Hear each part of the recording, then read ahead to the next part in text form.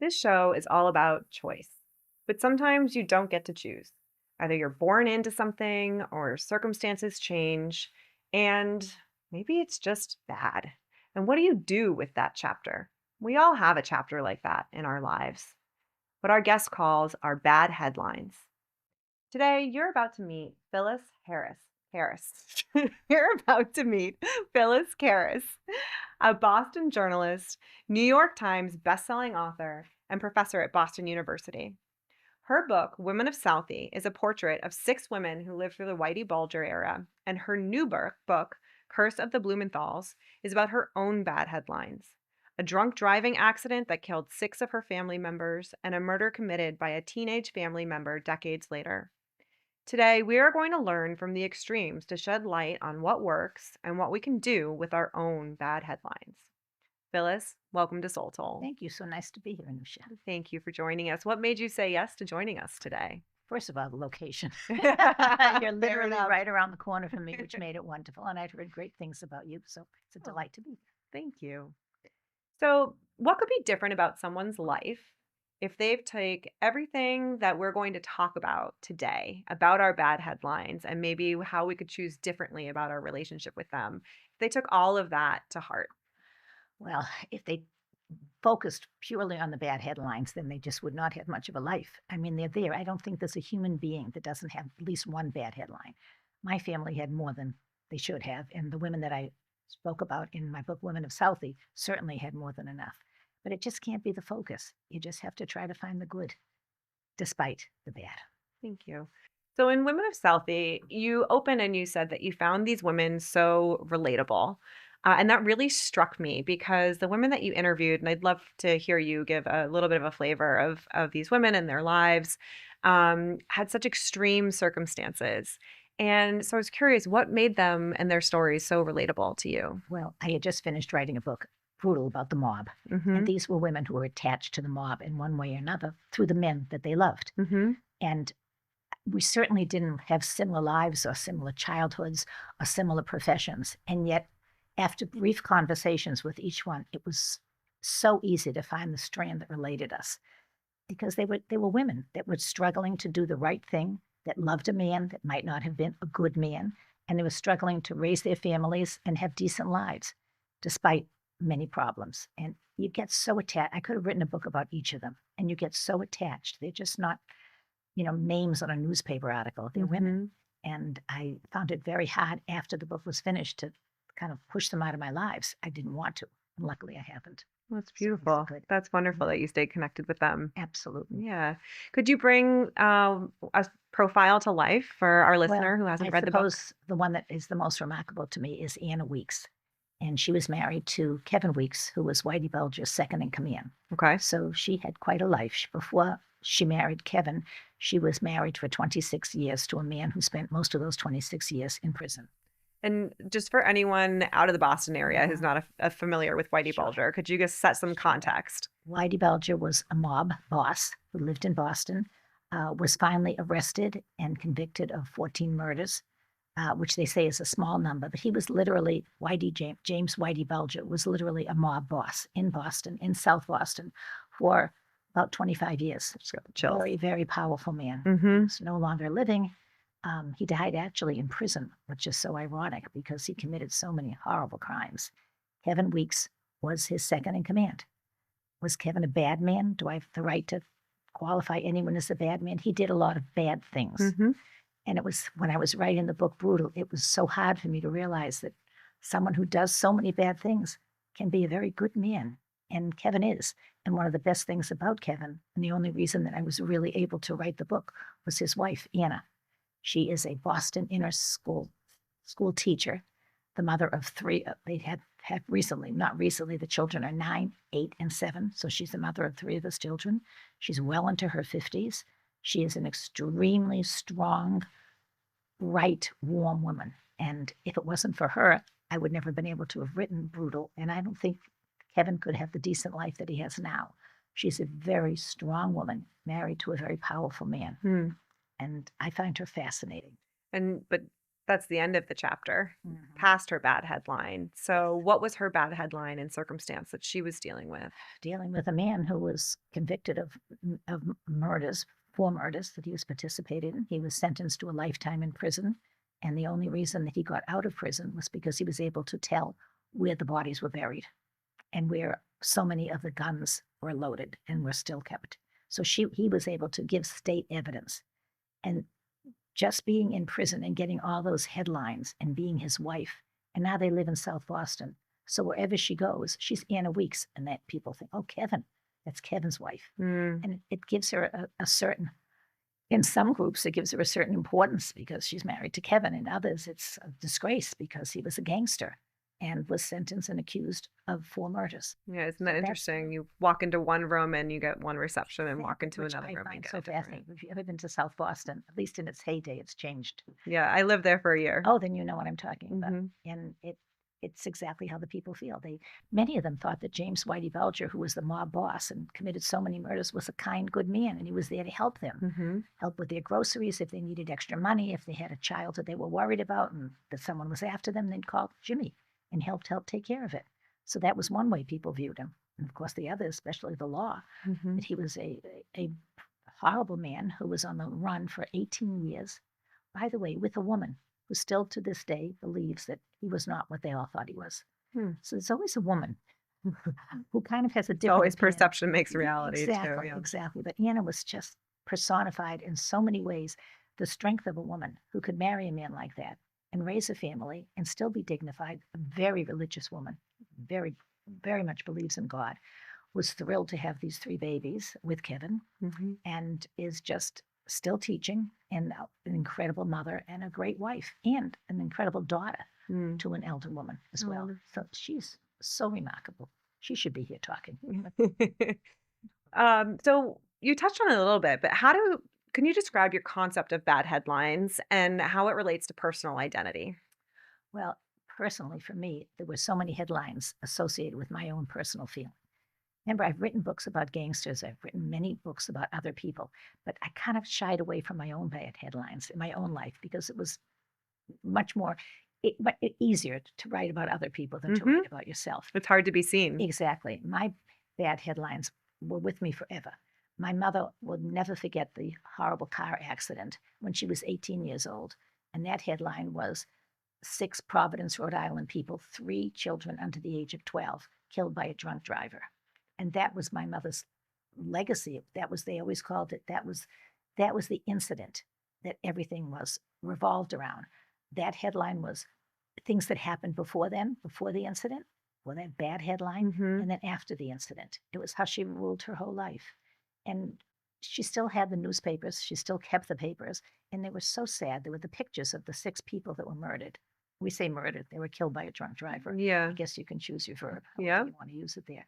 But that ruled so much of her life, and those newspapers and the interviews, and everybody, when they came back and they had 6 funerals in Providence, Rhode Island, and it was just so heartbreaking to read those sad, sad stories of innocent people.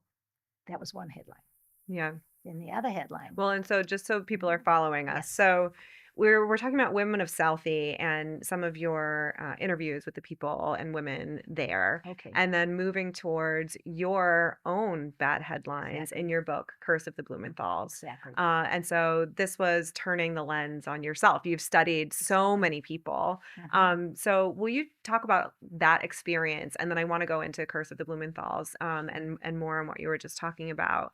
But that personal identity, you touched on it. Like, what was it like to turn that lens on yourself? So difficult, so difficult. It was so easy to write about uh, Louis Gossett, famous actor, to write about a gangster, Whitey Bulger, to write about a leg breaker, Eddie McKenzie. It was their stories. They told them to me, and I was just the writer. All I was the secretary, just taking their words, a stenographer. Well, okay, you weren't just a secretary Well, or a stenographer. that's how I tried to view it.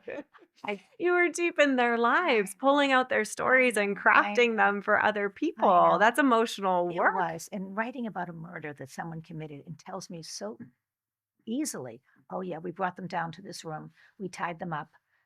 We talked for a few minutes and then we shot them. And then went upstairs and had dinner and then went out.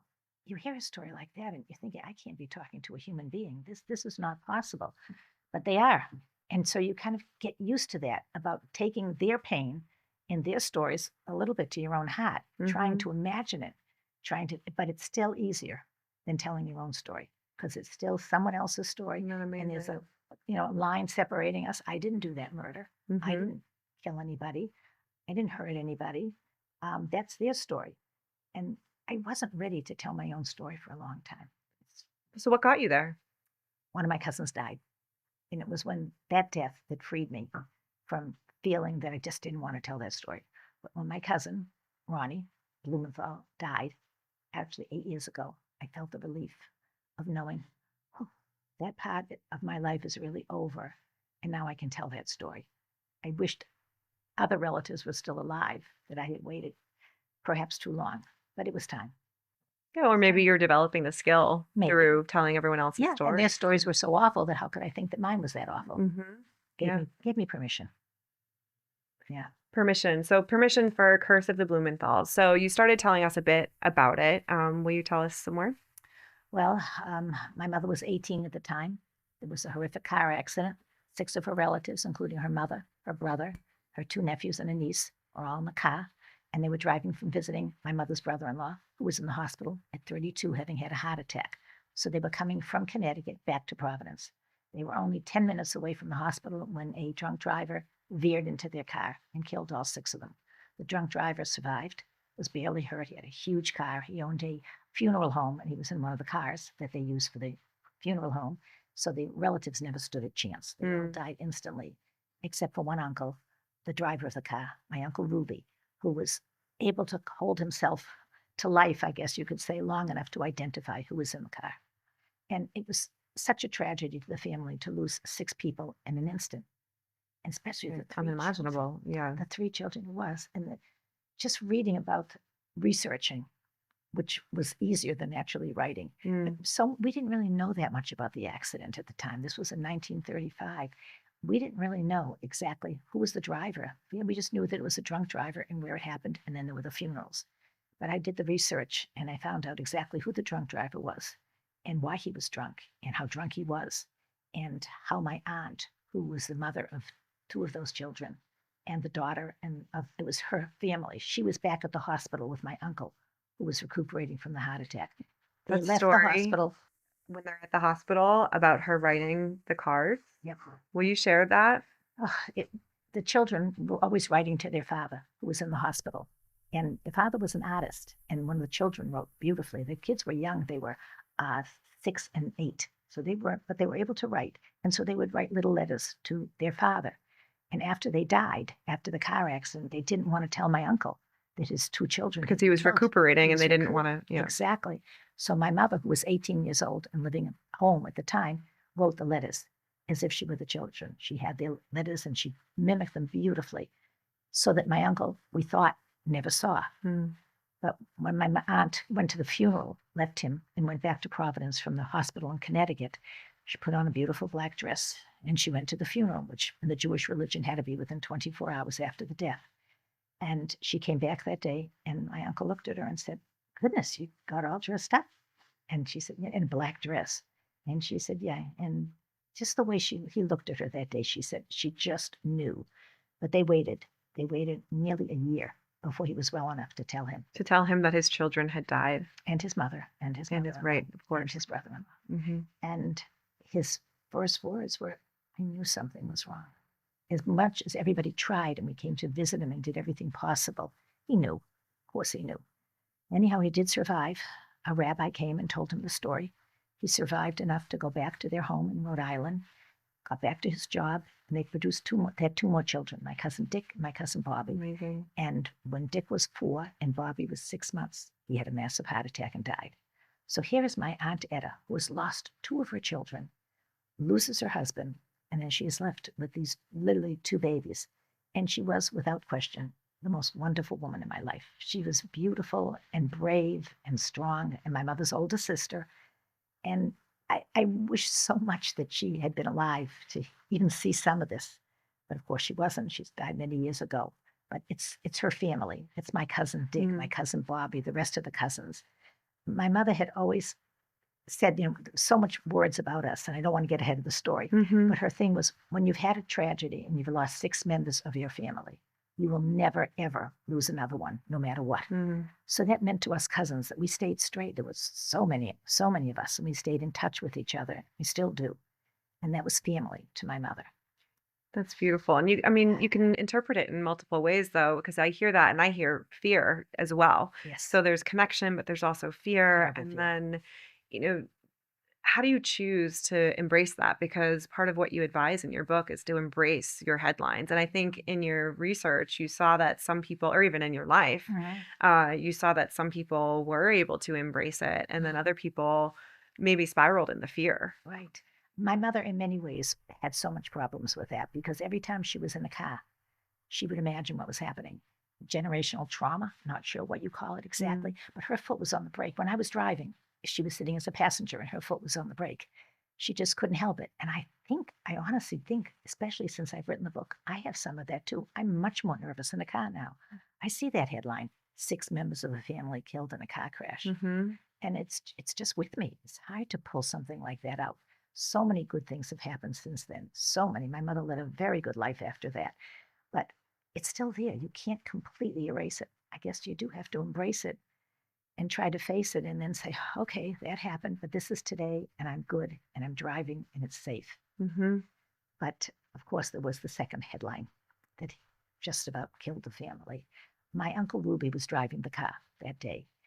My aunt, who was not in the car, another relative, my mother's brothers, who was not in the car, another brother, his wife, my Aunt Edith, was 6 months pregnant at the time, and 4 months pregnant, excuse me. And 5 months later, she gave birth to a beautiful little boy that we named Ronald for Ruby. Okay. And Ronnie was, it was like a phoenix that rose out of the ashes. There was these funerals and the sadness and the loss and all the tears. And then suddenly there's this joyous, beautiful baby boy, healthy, beautiful boy who was born in Brookline. Mm-hmm. And the family was living in Providence and everybody came to, it was just a joyous, joyous moment. And Ronnie. And in your book, you the first car accident, you call the accident, and now we're moving into the second bad headline, the incident. Exactly. Okay. There was the accident, there was the incident. And my mother's words, that when you lose 6 members, you'll never lose another one. That was attached to Ronnie in every possible way. Because Ronnie, who was beautiful and full of life, committed a hideous crime as a senior in high school, in Brookline High School. He murdered his mother's seamstress, who happened to be my uncle's mistress at the time. So it was ugly. 18-year-old boy.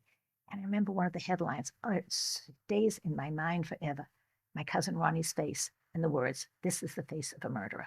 And then all the headlines about facing the electric chair, because Old Smokey was still alive then.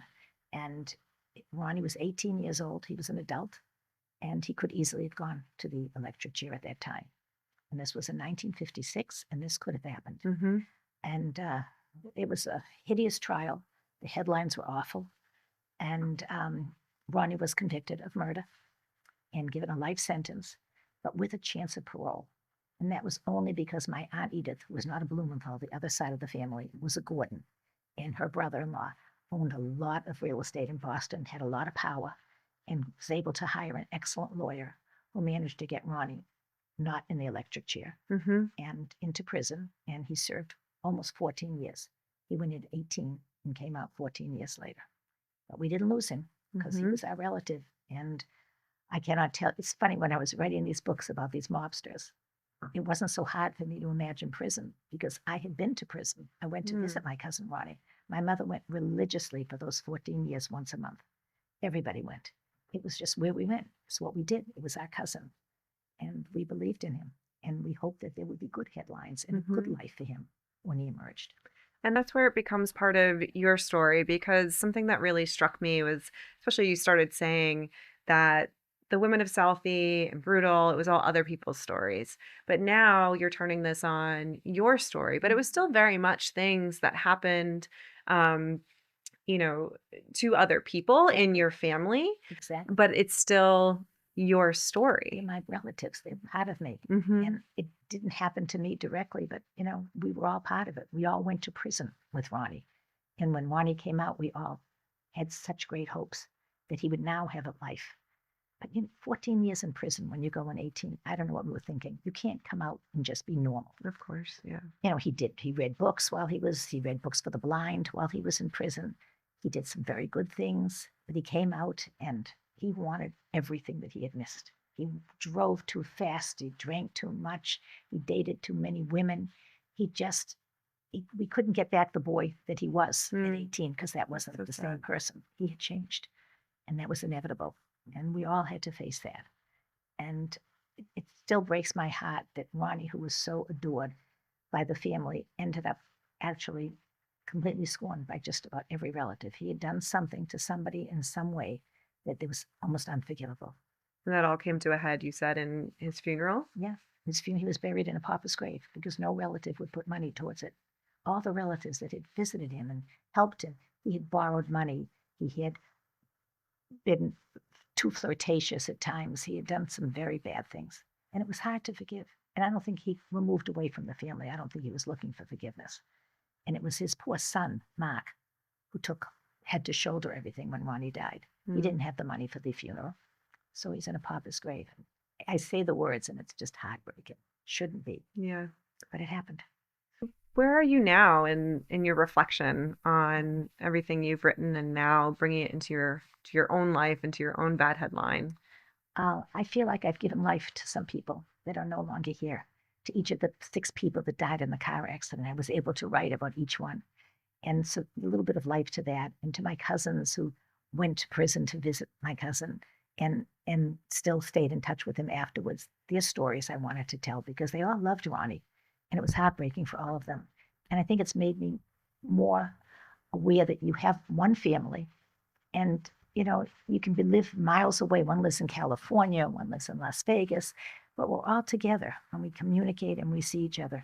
And I guess getting back to the topic of headlines, I guess I would like the headline just to be that somehow or other, despite all this despair, there was a curse, but it's lifted.